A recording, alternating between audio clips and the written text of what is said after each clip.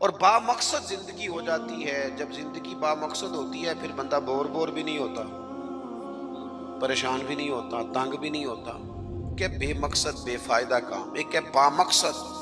حضرت عثمان غنی رضی اللہ تعالیٰ عنہ فرماتے ہیں کہ حضرت عمر فاروق رضی اللہ تعالیٰ عنہ کا دور مبارک تھا.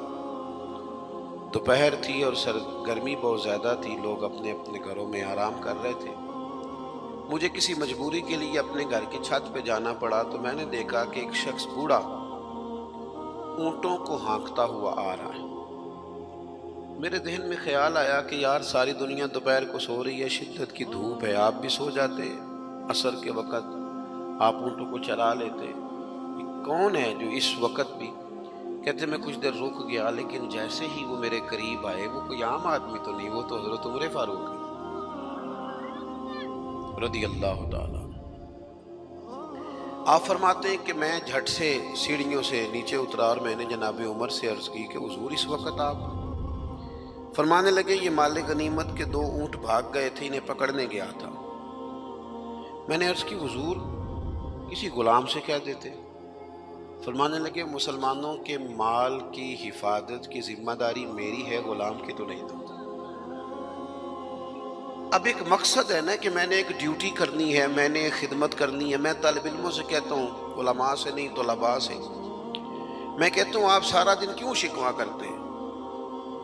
آپ کمیٹی کی مسجد سمجھ کے اس کی خدمت نہ کریں، اللہ کا گھر سمجھ کے کریں.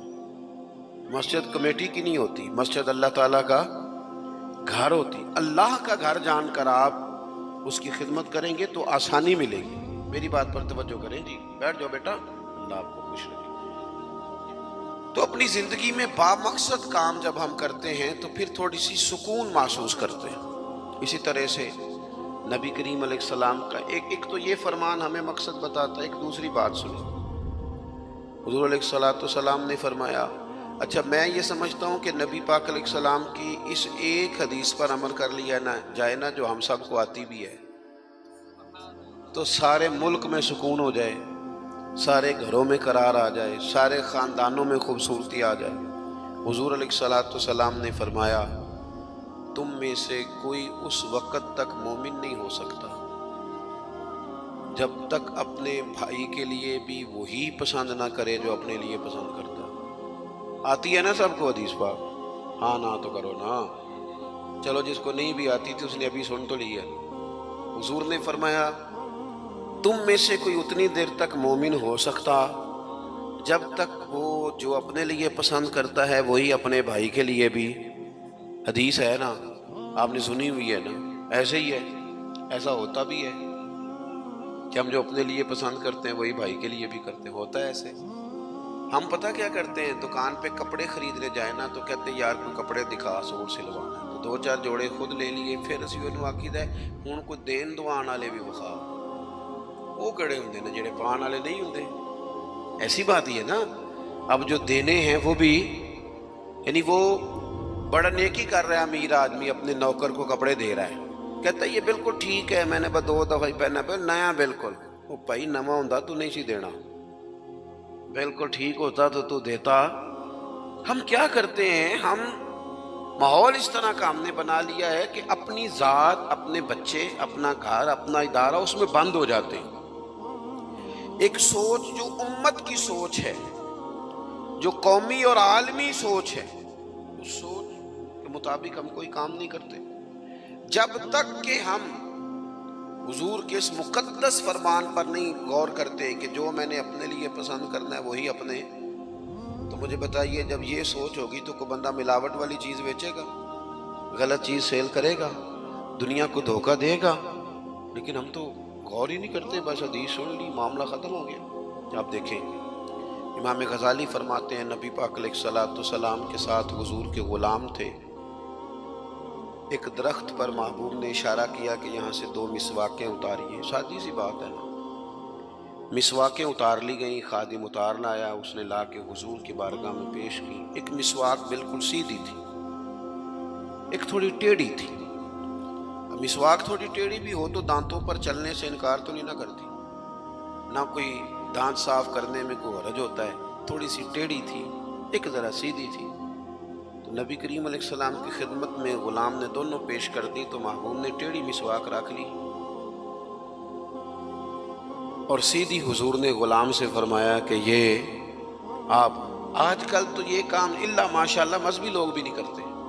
میں ایک جگہ دینی مدرسوں کے اہتمام کرنے والے جو لوگ تھے ان کی میٹنگ تھی، تو وہاں ایک صاحب نے بڑا تقویٰ بیان کیا، کہنے لگا میں نے کبھی مدرسے کی روٹی نہیں کھائی، حالانکہ مدرسے کا محتمم ہوں، میں نے نہیں کبھی چکھی، اتنا پرہیزگار ہوں.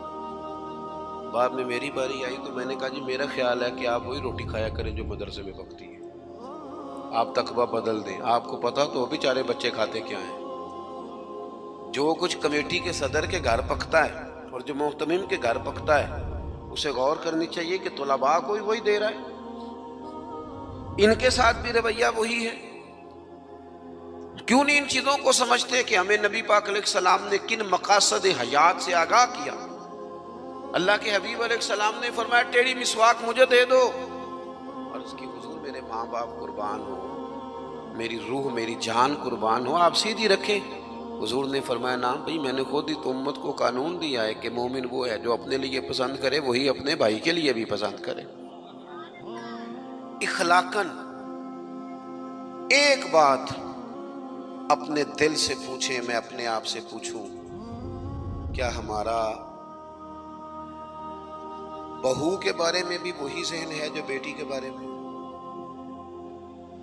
وہ ساری گنجائشیں، وہ ساری معافیاں جو بیٹی کو ملتی ہیں، اور نہیں ابھی بچی ہے تو نہیں ابھی چھوٹی ہے تو نہیں ہم نے ابھی کام کرائے نہیں تو نہیں ابھی مطلب اس پر کوئی بوجھ ڈالا نہیں تھا تو نہیں ذرا یہاں ماحول اور تھا، یہ جتنی کہانیاں بیٹی کے حق میں یاد ہوتی ہیں. مومن تو وہ ہے نا جو اپنے لیے پسند کرے وہی اپنے، تو یہ ساری کہانیاں بہو کے حق میں کیوں نہیں یاد آتی؟ یہ کیوں نہیں یاد آتی؟ یہ جو ہم اپنے داماد کو مشورہ دے رہے ہوتے ہیں کہ چل پتر غصہ نہ کر، آہستہ آہستہ ٹھیک ہو جائے گی، تو یہ والا مشورہ اپنے بیٹے کو کیوں نہیں دیتے بہو کے حق میں؟ خدا کے بندو، جب مومن کے اعلیٰ اخلاق ہوتے ہیں، اس کے مقاصد حیات بڑے ہوتے ہیں، وہ چھوٹی چھوٹی کچی کچی کمزور باتیں نہیں کرتا، خود غرض زندگی نہیں گزارتا. اس کا یہ سٹیٹس ہی نہیں ہوتا کہ بس اپنی ذات سے شروع ہو اور اپنی ذات پر وہ ختم ہو جائے. وہ بڑی باتیں کرتا ہے، بڑے خیالات کا مالک ہوتا ہے، بڑے حوصلے ہوتے ہیں اس کے، اس کا ظرف بڑا ہوتا ہے، اس کی سوچ بڑی ہوتی ہے، اس کا مزاج بڑا ہوتا ہے. تو اپنی زندگی کے اندر حضرت بایزید بسطامی رحمۃ اللہ علیہ کا ایک یہودی پڑوسی تھا اور مخالف بھی بڑا تھا، ساری زندگی اس نے حضرت بایزید کی مخالفت کی. کچھ لوگوں کو پتہ ہوتا ہے کہ جس کی میں مخالفت کر رہا ہوں بندہ ٹھیک ہے، پر اندر کے حسد کا کیا کچھ نہیں نہ جا سکتا. ساری زندگی حسد کرتے اس نے بھی کیا اور بڑی غلط باتیں پھیلائیں. اس سے کوئی غلطی ہو گئی، اس یہودی سے جو یہودیوں کا عالم تھا، اس سے کوئی غلطی ہو گئی، یہودی اس سے ناراض ہو گئے، حالات اس کے خراب ہو گئے، اتنا غریب ہو گیا کہ وہ چراغ جلانے کو بھی پیسے کوئی نہیں. بچہ تھا چھوٹا سا، وہ اندھیرے میں ڈرتا تھا، روتا تھا. حضرت بایزید بسطامی گھر آئے تو اپنی گھر والی سے پوچھنے لگے، کل بھی میں نے نوٹ کیا یہ بچہ روتا ہے، آج بھی نوٹ کیا. تو کہنے لگی، وہ جو گھر والوں سے پوچھا جو بھی گھر میں موجود تھا، انہوں نے کہا جناب وہ غربت ہے، آپ کو پتہ ہے اس کے حالات بڑے کمزور ہو گئے ہیں، تو بچہ اندھیرے سے ڈرتا ہے، چراغ جلانے کو تیل کوئی نہیں، پیسے کوئی نہیں، دشمن ہے، ساری زندگی مخالفت کی. حضرت بایزید نے چراغ میں بتی بھی ڈالی، تیل بھی ڈالا، اس کے دروازے پہ دستک دی. وہ یہودی باہر آیا، آ کر کے آپ کی طرف دیکھا تو آپ نے نا اس کے بولنے سے پہلے فرمایا کہ پوری گلی اور چوک دیکھ لے، بندہ کوئی دیکھ نہیں رہا، اور تو مجھے جانتا ہے میں جھوٹ نہیں بولتا، میں بتاؤں گا بھی کسی کو نہیں. یہ تو چراغ رکھ لے تاکہ تیرا بچہ سو جائے، آرام سے وہ لیٹ جائے، میں کسی سے ذکر نہیں کروں گا، تیرا میرا راز رہے گا، اور میں نے رات کو میں آیا ہوں دیکھ بھی کوئی نہیں رہا. وہ یہودی کہتا ہے بولنے کی طاقت ہی کوئی نہ رہی. ہم تو دشمن کو بھی پاکیزہ سزا دیتے ہیں، ہم تو دشمن کو بھی پاکیزہ سزا دیتے ہیں. وہ اندر چلا گیا چراغ لے کے، رات بھر بچہ سویا رہا. दूसरा दिन फिर हुआ, शाम थोड़ी सी गहरी हुई, लोग अपने अपने घरों में सोए, बच्चा डरता था अंधेरे से। हजरत बायजीद ने फिर चिराग में तेल डाला, बत्ती डाली, दरवाजे पे दस्तक दी। जब वो बाहर आया तो फरमाने लगे, तू देख रहा है कि कोई बंदा मौजूद नहीं है, और तुझे पता है मैं झूठ भी नहीं बोलता, किसी को बताऊंगा नहीं, यार ये ले जा, तेरा बच्चा सो जाएगा। उसने मुखालफत की है सारी जिंदगी, उसको दे दिया, उसका बच्चा सो गया। तीसरा दिन फिर हुआ, वही वक्त, वही अंदाज, वही बातें। दस्तक दे के कहा, कोई शख्स नहीं देख रहा, चिराग ले ले, बताऊंगा भी किसी को नहीं, और तुझे पता है मैं झूठ नहीं बोलता। वो चिराग आप बढ़ा के दरवाजा बंद करने लगे थे कि वो यहूदी जोर जोर से चिल्लाया, कहने लगा, बाहर आओ भी सारे मुसलमानों, निकलो भी यहूदियों सारे बाहर। लोग सारे बाहर गलियों में आ गए, कहने लगे ये बायजीद बुस्तामी है, मैंने सारी जिंदगी झूठे इल्जामात लगाए। आज जब मेरी हालत ये है कि मेरे अपनों से मुझे कोई पूछने नहीं आता, इस शख्स से मेरे बच्चे का रोना नहीं देखा गया, ये तड़प गया है कि किसी का बच्चा क्यों रोए। ये रोज मुझे चिराग जला के दे जाता है, घर में मेरे रोशनी हो जाती है, बच्चा मेरा सो जाता है, पर मैं सारी रात नहीं सोता। मैं आज तुम सबको गवाह बना के कहता हूं, जो जो मैंने इनके बारे में जिंदगी भर कहा वो सारा गलत था। और ये भी तुम्हें बताता हूं कि पहले मैंने दीने इस्लाम सुना था, 3 दिन हो गए मैं दीन को देख रहा हूं, पहले सुना था, अब मैं देख रहा हूं। कहने लगा, मैं तुम सबको गवाह बना के कहता हूं कि बायजीद भी सच्चे हैं, बायजीद का दीन भी सच्चा है, और जिस रसूल का ये कलमा पढ़ते हैं वो रसूल भी सच्चे हैं। उसने कलमा पढ़ा और मुसलमान हो गया। हमारा ये हाल है कि सगा भाई कहता है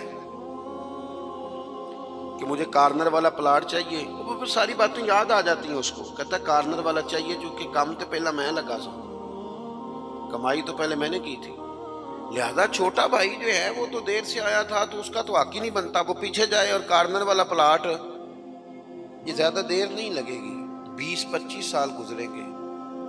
इस तरह आप वालिद को परेशान करें, इस तरह आपके बच्चे आपको करेंगे, खुदा न